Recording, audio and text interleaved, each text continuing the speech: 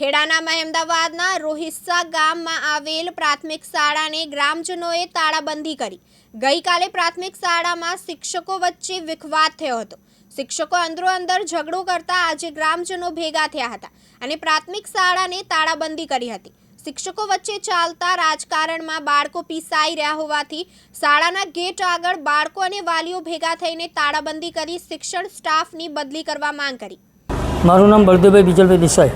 આ રોહિસ્સા પ્રાથમિક શાળામાં ગઈકાલે 7ના સુમારે 2 શિક્ષકો પાકડવાની એક શરમજનક ઘટના ઘટી છે અને જેને લઈને તાળાબંધી પણ કરવામાં આવી છે। શિક્ષણ અધિકારી શ્રીની ઉગ્ર રજૂઆત કરવામાં આવી છે। શું ઘટના બની છે? ઘટનાની કાલ સાંજે અમારા બાળકો દ્વારા જાણ કરવામાં આવી। મારું બાળક અહીંયા ધોરણ 7માં અને ધોરણ 2માં મારી ભાણી ભણે છે। એ લોકોએ મને જાણ કરી કે સ્કૂલમાં આવું થયું હતું, એટલે મેં તાત્કાલિક શાળાના મુખ્ય શિક્ષકશ્રીને ફોન કર્યો। એટલે મેં બેનને પૂછ્યું, બેન શાળામાં શું થયું? તો એ શિલ્પાબેન દેસાઈ હેડસર તરીકે ફરજ બજાવે છે। એટલે બેને વાત કરી, હા અહીંયા બબાલતી હતી, માથાકૂટતી હતી। મેં વાંધો નહીં, એટલે મેં સીધો ફોન કટ કરી સીધો જિલ્લામાં ફોન કર્યો, શિક્ષણ અધિકારી નાયબ ડીપીઓ ઉમેશભાઈ માછી સાહેબને। એમને જે મેં કીધું સાહેબ આ રીતે થશે નહીં તો અવારનવાર આવી ઘટના ઘટતી હોય છે। એટલે મને સાહેબે પૂછ્યું, ભાઈ આનું કારણ શું? મેં કીધું સાહેબ કારણ તો મેં વાલી તરીકે હું એસએમસીના અધ્યક્ષ તરીકે મને ખબર ના હોય, પણ તે છતાં હું મુખ્ય શિક્ષકને પૂછી લઉં છું। ફરી મેં મુખ્ય શિક્ષકશ્રીને ફોન કર્યો, એટલે બેને મને જવાબ આપ્યો। મેં બેને પૂછ્યું, બેન આ થવાનું કારણ શું? તો બેને એવું કીધું કે મેં નોટિસો કાઢી હતી કંઈક કામગીરી બાબતની, એમના જે બી હોય નોટિસ, હમણાં બી બહુ ખબર નહીં, પણ નોટિસો કાઢી હતી, એમાં કોઈએ સહીઓ નથી કરી, અમુક શિક્ષકોએ કરી હતી, જેને નથી કરી એવું એમણે મને નામ આપ્યું કે આ ધોરણ 7 ભણાવતા ભરતભાઈ બારોટ દ્વારા આ બધું ષડયંત્ર રચવામાં આવ્યું છે। એમણે જે તે શિક્ષકોને કીધું કે આ ખોટું છે, નામ છે, આપણે ના ચાલે, આવા બધા ઇસ્યુ કરી અને આ જે કાલ બનાવ બન્યો એમના લીધે આ બનાવ બનેલો છે એવું મુખ્ય શિક્ષક દ્વારા અમને જાણવામાં આવ્યું। આજે તાળાબંધી બી કરી છે।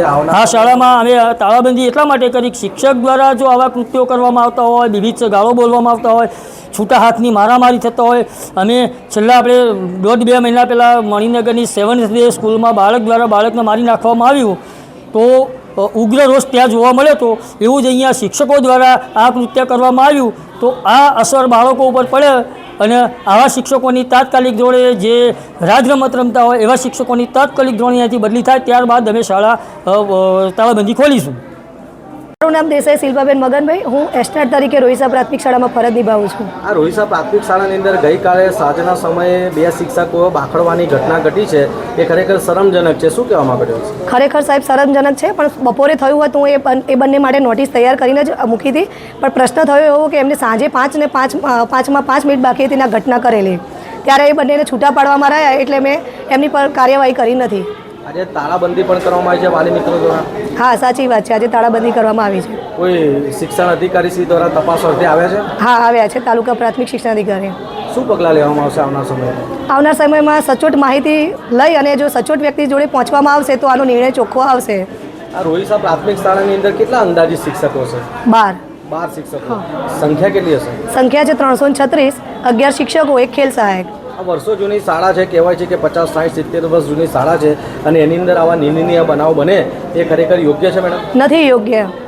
બરાબર। તમારા આજે શિક્ષક અધિકારીશ્રીઓ છે, બરાબર છે, વાલી મિત્રોએ તો માંગ કરી છે કે જો આનું નિરાકરણ નહીં આવે, આ લોકોની બદલી કરવામાં નહીં આવે, તેઓની સામે કડક કાર્યવાહી કરવામાં નહીં આવે તો હાલ તો તેઓએ તાળાબંધી કરવાની શરૂઆત તો કરી જ છે, પણ આવનાર સમયમાં કોઈ ઠોસ એવી કાર્યવાહી કરવામાં નહીં આવે તો શાળાનું શિક્ષણ કાર્ય બંધ કરવામાં આવશે, તો એ વિશે તમે શું કહેવા માંગો?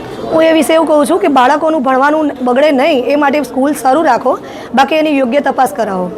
એટલે આ જે શિક્ષકો છે એમણે જે મારામારી કરી છે એની પાછળનું કારણ શું છે? એની પાછળનું કારણ એક જ છે, સૂચના બુકમાં સૂચના લખેલી, જે વ્યક્તિનું નામ હતું એ વ્યક્તિ એમની જોડે જીભાજોડી કરી અને આ પ્રશ્ન ઊભો કરવામાં આવ્યો છે। એટલે જાણી જોઈને એક ષડયંત્ર રમવામાં આવ્યું છે, સ્કૂલને બદનામ કરવાનું, ગામને બદનામ કરવાનું, અને વર્ષો જૂનું અહીંથી પહેલેથી આ પદ્ધતિ ચાલી આવી છે કે હું કહું એ જ થવું જોઈએ, એના લીધે આ બધા પગલાં કરવામાં આવે છે। અને આજથી નહીં, લગભગ છેલ્લા 6-1 મહિનાથી આ કામ શરૂ થયેલું છે અને એના પુરાવા પણ મારી જોડે છે જ।